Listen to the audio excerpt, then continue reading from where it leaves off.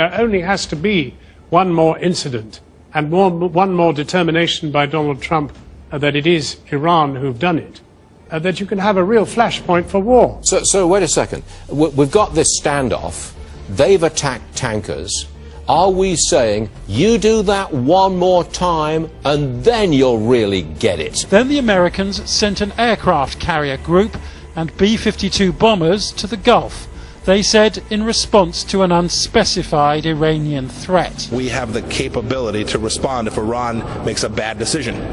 If it makes a decision to go after an American or an American interest, or to continue to proliferate its nuclear weapons program. Iran's response in the last few months has been typically defiant. The Iranians are certainly threatening to act in the Persian Gulf.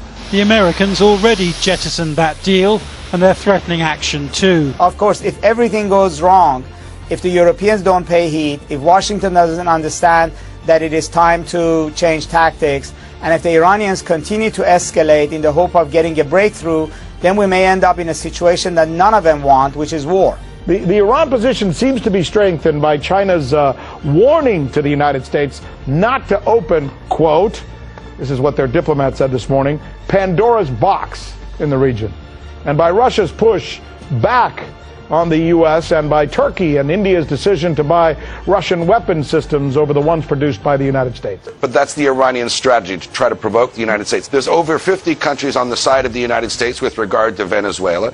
Inside of the Middle East, we have the Gulf states, an enormous number of Arab states on our side with regard to Iran, because they see Iran as an existential threat. And with regard to our conflict with China, the Europeans are actually on our side. And now military sources say Iran fired a surface-to-air missile at an American drone flying over the Gulf of Oman on Thursday and missed just hours before the attack on 2 oil tankers. Iran has launched these aggressive attacks on us with increasingly less plausible deniability. They're trying to delay international reaction, but ultimately they're leaving really no doubt that Iran was responsible. A couple of months ago, Iran threatened Europe and the rest of us that if they didn't receive some redress for sanctions, that they would enrich their uranium to weapons-grade levels. To make it clear that if Iran launches an attack on us, that it will be regime suicide. So that's why we sent the USS Abraham Lincoln and B-52 bombers to the region. It's why we've announced that we have a plan to send 120,000 troops if needed. U.S. Central Command has deployed a fighter squadron to the United Arab Emirates. The Pentagon has approved an additional 1,000 troops to the Mideast. All of this after America blamed Iran for attacking those oil tankers. The United States administration is developing a containment plan just to deter the Iranian regime from pursuing this policy of aggression against the tankers in the Gulf and the Indian Ocean, sending drones from Yemen, from their allies, the Houthis, into Saudi Arabia, and of course what the militias are trying to do in Iraq. So what the Trump administration is trying to do is to tell them, these are the red lines. If you cross them, then you will see something much bigger than actually sending, 1,000 troops or some deployment of some squadron. He is trying to put Iran's regime in a corner and have the Iranians react first strongly against us or our allies. Then he will have a legitimate position, and he would be backed by a majority of Americans. A move meant to show Iran that the U.S. will not allow Tehran to continue to threaten ships around the Strait of Hormuz.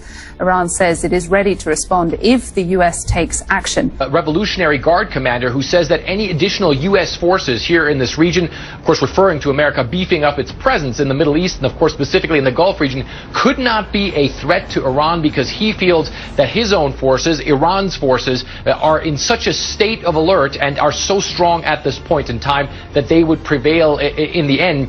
He was saying that the U.S. would, quote, feel Iran's iron fist, that there would be a blow by the Iranians if the U.S. decided to make any sort of moves. Are Iran in a position to engage in military conflict with the U.S. if the situation continues to escalate? The U.S. needs to understand, if it does come to a shooting war between Iran and the United States, that it's not only going to be facing the regular Iranian military, but that Iran also has a lot of proxy forces in a lot of the countries around the region. In fact, one senior Revolutionary Guard commander told me, look, the Americans need to understand that next to every single American military base in this region, there is a militia that is loyal to Iran. President Trump called the attacks, quote, very minor, but that he would, quote, certainly go to war to prevent Iran from obtaining nuclear weapons.